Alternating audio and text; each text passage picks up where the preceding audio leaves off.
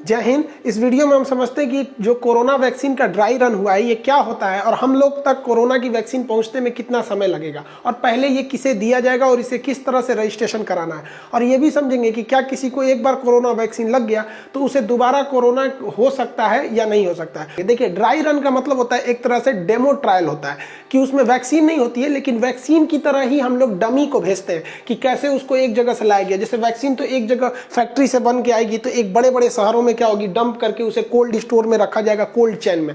अब इसके बाद इसे गाड़ियों में भर के हर डिस्ट्रिक्ट हेडक्वार्टर तक कैसे पहुंचाया जाएगा, तो इसी ड्राई रन में ये ट्राई किया गया। अब इसके अंदर कोरोना की वैक्सीन नहीं है, लेकिन सीसी है कोरोना वाली, और इंजेक्शन वगैरह सब कुछ है जैसे कोरोना की वैक्सीन होती है। बस ये समझिए कि उस खाली डिब्बा है, उसके अंदर वैक्सीन नहीं है। अब इसके बाद अब इसको किस तरह से हम लोग को हॉस्पिटल तक पहुंचाना है, डिस्ट्रिक्ट हेडक्वार्टर से ट्रांसपोर्टेशन करके हॉस्पिटल के मेन कंट्रोल के पास ले जाना है, हॉस्पिटल में। अब इसके बाद से हम लोग को यहाँ पे किस तरह से जो वर्कर्स को दिया जाएगा, हॉस्पिटल के अंदर जो रूम होगा जहां पर कोरोना को वैक्सीन लगाया जाएगा, तो उसमें लगाने के बाद उसको जैसे किसी व्यक्ति को वैक्सीन लगाया जाएगा तो उसके आधे घंटे के अंदर अंदर उसे वोमिटिंग, सर दर्द या फिर सांस में तकलीफ, थोड़ी बहुत समस्या आएगी। रीजन क्या है कि ये वैक्सीन जो है ना, ठीक कोरोना का भाई ही है, मतलब जो वायरस हमारी जान ले रहा था ना, इसी से मिलता जुलता है, बट वो इतना कमजोर कर दिया गया वैक्सीन के रूप में कि हमारे बदन में जिंदा रहेगा, और जब तक जिंदा रहेगा तो हमारी बॉडी धीरे धीरे उसको देख देख के ढिठा जाएगी। नहीं देखते हैं कि हम लोग जिस चीज को बार बार देखते हैं उससे डर लगना छूट जाता है, तो हमारी शरीर उससे डरना छोड़ देगी, एक वक्त आएगा उसको पीट देगी।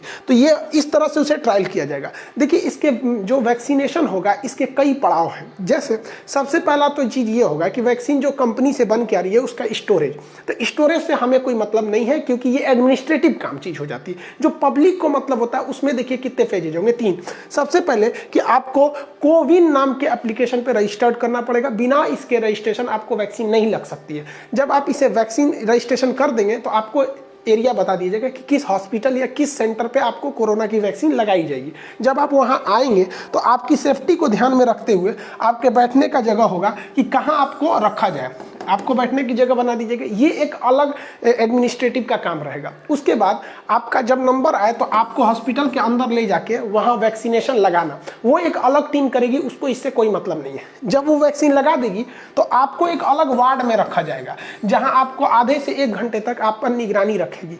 वो एक अलग कंपनी, मतलब अलग एडमिनिस्ट्रेटिव उसका अलग है। 3 यूनिट के हिसाब से काम होगा। एक्चुअली क्या है, ये जो कोरोना वैक्सीन है ये स्प्रेड बहुत तेज से, कोरोना वायरस स्प्रेड बहुत तेज से होता है। अब मान के चलिए ऐसा भी तो हो सकता है कि जो वैक्सीन लगवाने आ रहा है उसी में से कोई एक तो पीड़ित हो, तो इसलिए ये सब चीज़ का खासा ध्यान रखा जाएगा। अब मान के चलिए कि किसी ने कोविन नाम के एप्लीकेशन पे रजिस्ट्रेट नहीं किया है और वो यहाँ पे पहुँच गया, तो गवर्नमेंट का कहना है कि वहाँ एक अलग काउंटर लगी रहेगी जहाँ पर उन्हें वहाँ जाकर वो कोविन नाम के एप्लीकेशन पे रजिस्टर्ड करा ले। उसे उस दिन तो मतलब वैक्सीन नहीं लगेगी, लेकिन उसे आगे फर्दर का डेट बता दिया जाएगा। ऐसा इसलिए किया जा रहा है ताकि धांधली ना हो, जिन्हें मिलना चाहिए, जो जेन्युइन है, जो तरीका है, उन्हें मिलना चाहिए। ऐसा नहीं है कि पैसे वाले, पहुंच वाले, अमीर लोग धड़ाधड़ ले लें, बाकी लोग को दिक्कत हो जाएगा। तो उससे बेहतर है भैया आप एप्लीकेशन लीजिए, आपका नंबर आएगा, कराइएगा, नंबर नहीं आएगा तो चुपचाप बैठल रहिए। आप जाएंगे कहेंगे हमारा करा दीजिए, तो विदाउट इसके रजिस्ट्रेशन आप नहीं कर सकते। गवर्नमेंट ने इसका बखूबी ध्यान रखा है। क्यों? क्योंकि गवर्नमेंट को पता है कि रजिस्टर्ड कितने लोग हुए ऑनलाइन और कितनी वैक्सीन आज खर्च हो गई, वो सारा डाटा रहेगा। इसमें धांधली की सवालें पैदा नहीं होती है, शुरुआत में तो नहीं होगी। यहाँ पर देखिए, भारत की जो कोविशील्ड वैक्सीन है उसे एस्ट्राजेनेका और ऑक्सफोर्ड यूनिवर्सिटी ने मिलकर डेवलप किया और कई देशों में इसका ट्रायल किया, बहुत लंबा ट्रायल किया। आप जानकर ताज्जुब करेंगे, ऑक्सफोर्ड यूनिवर्सिटी ने इसका ह्यूमन ट्रायल मार्च के महीने में ही कर दिया था, जो पूरी दुनिया के इतिहास में पहली बार किसी वैक्सीन पर इतना तेजी से काम किया गया था, और वो काफी लंबा समय लगा, लगभग 1 साल का समय लग गया। फिर भारत में सीरम इंस्टीट्यूट ऑफ इंडिया इसका ट्रायल कर रही थी, आधार पुणे वाला जिसके हेड है, तो उन्होंने काफी किया। अब उसको भी हम लोगों ने क्या कर लिया, मान्यता मिल गया। तो जो एस्ट्राजेनेका और ऑक्सफोर्ड की जो वैक्सीन है इसे हम लोग कहते हैं कोविशील्ड। अब ये अलग अलग देशों में अलग अलग नाम से मिलती है। अब जैसे अलग अलग देश ने अलग अलग वैक्सीन भी बना के रखी है, जैसे फाइजर हो गया, मॉडर्ना हो गया। अब इन तीनों वैक्सीन में खासियत देखिए, सबसे बेस्ट अगर कहिएगा तो फाइजर है, क्योंकि इसकी एक्यूरेसी लगभग 98% ये अच्छा है। लेकिन इसकी समस्या क्या है, -70 डिग्री पर रखना है। भाई साहब, उतना तो हमारे पास तो टेक्नोलॉजी नहीं है, जाएगा तो दिक्कत हो गया वैक्सीन खोजने का। उतना ठंडा करने वाला फ्रिज खोलिए तो एक समस्या है। इसके साथ मॉडर्ना के साथ क्या है कि ये -15 से 20 तक रह जाता है, तो इतना तो कर लेगा आदमी। लेकिन सबसे बेस्ट क्या है भैया, एस्ट्राजेनिका और ऑक्सफोर्ड, जिस हिंदुस्तान में किस नाम से, कोविशील्ड के नाम से बेचा जाएगा। तो वो 2 से 8 डिग्री सेल्सियस पे रह सकता है, वो तो नॉर्मल फ्रीज रहता है, 2 से 8 डिग्री पे नॉर्मल रख सकते हैं 6 महीने तक। तो ये हमारे लिए इतने जनसंख्या वाले देश के लिए सबसे बेस्ट है। अब ब्रिटेन जो है, ब्रिटेन में ये तीनों वैक्सीन है, क्योंकि पहले से ही उसने करार कर रखा था। लेकिन वहाँ पर जो कोरोना का एक नया स्ट्रेन देखा गया है कोविड का, वो काफ़ी तेज़ी से फैल रहा है। इस वजह से ब्रिटेन के कई जगहों पे स्कूलों को तो फिर से बंद कर दिया गया, आंशिक रूप से वहां पे भी लॉकडाउन लगा दिए गए। भारत के लिए खुशी की बात यह है कि आज 3 तारीख को भारत में 2 वैक्सीन को drug controller general of India ने अप्रूवल दे दिया। इसे तो पहले दे दिया, उसके एक दिन बाद इसे भी दे दिया। ये ब्रिटेन में डेवलप किया गया है, वहां बनाया गया है, भारत में केवल ट्रायल किया गया है। लेकिन ब्रिटेन के पास इतनी मशीनरी नहीं है कि इसका प्रोडक्शन कर सके, इसलिए भारत को उसने कहा कि भैया तुम 5 हमको डोजेज बना के दो। और भारत की company serum institute of India ने 5 करोड़ डोज बना के रख भी लिया। किसका?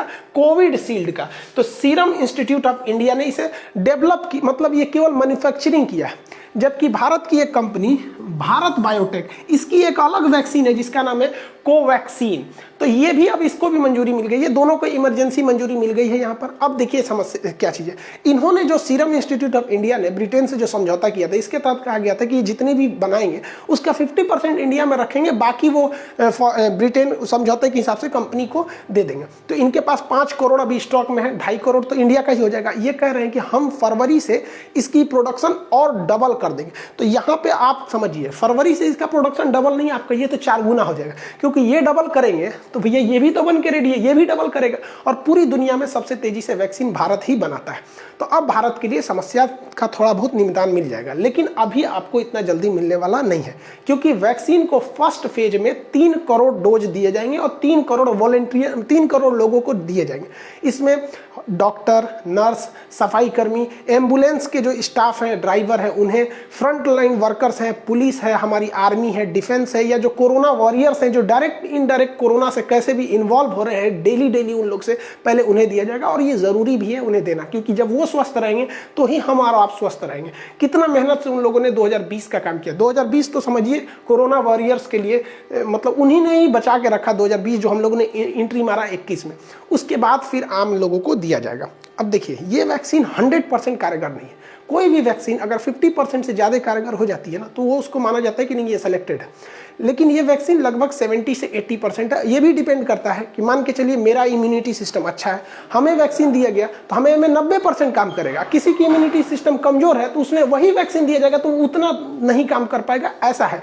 लेकिन हाँ, इतना तो जरूर है कि ये अभी something is better than nothing, जहाँ कुछ नहीं था तो उससे तो बहुत अच्छा है। लगभग 26 जनवरी से मान के चलिए कि कोरोना वॉरियर्स जो मेडिकल स्टाफ है उन लोग को लगना चालू हो जाएगा, और फरवरी मिड तक में उन लोग को लग के खत्म हो जाएगा। उसके बाद फरवरी के बाद यानी फरवरी लास्ट से एक आम जनजीवन के लिए ये लगना चालू होगा। फिर सरकार डिसाइड करेगी कि पहले बच्चों को या बूढ़ों को या फिर बाहर जो ऑफिस वगैरह में काम कर रहे हैं उनको दिया जाए। अब ये कोविन नाम के एप्लीकेशन पे आगे फर्दर प्लानिंग सरकार बताएगी। खैर 2021 में कोरोना का अंत एकदम लिखा हुआ है, कोरोना भी खत्म हो जाएगा। गवर्नमेंट ने भी ऑर्डर किया था कि 4 तारीख से आप क्लासेस को खोल सकते हैं। अब हम क्लास को 4 तारीख से नहीं खोल सकते, क्योंकि हमारे लिए थोड़ा सा ज़्यादा दिक्कत हो जाएगा। रीजन क्या है, हमारे पास क्राउड बहुत ही ज़्यादा है। अब इस क्राउड को रोकने के लिए थोड़ा सा दिक्कत है, मैनेजमेंट को भी समझना पड़ेगा यहाँ पर, और गवर्नमेंट के नॉर्म्स भी ज़्यादा है। तो हमारे क्लासेस 10 तारीख के बाद ही चालू होंगे ऑफलाइन वाले क्लास में। बाकी ऑनलाइन की सारी चीज़ें चलती रहेंगी, क्योंकि गवर्नमेंट के रूल के हिसाब से हम उस तरह से पहले की तरह नहीं बैठा सकते। हजारों लड़कों को एक ही बार बैठा दो फिर छोड़ दो वहाँ पर। कभी कभी तो इतना जाम लग जाता था कि डर लगता था कि भैया कुछ हो मत जाए यहाँ पर। तो उस तरह की भीड़ अब नहीं रख सकते हैं जब तक कि कोरोना पूरी तरह से खत्म ना हो जाए। लेकिन हाँ, जनवरी में आप लोग का क्लास ही 10 तारीख के बाद मान के चलिए ऑफलाइन स्टार्ट हो जाएगा। मिलेंगे नेक्स्ट क्लास में। जय हिंद।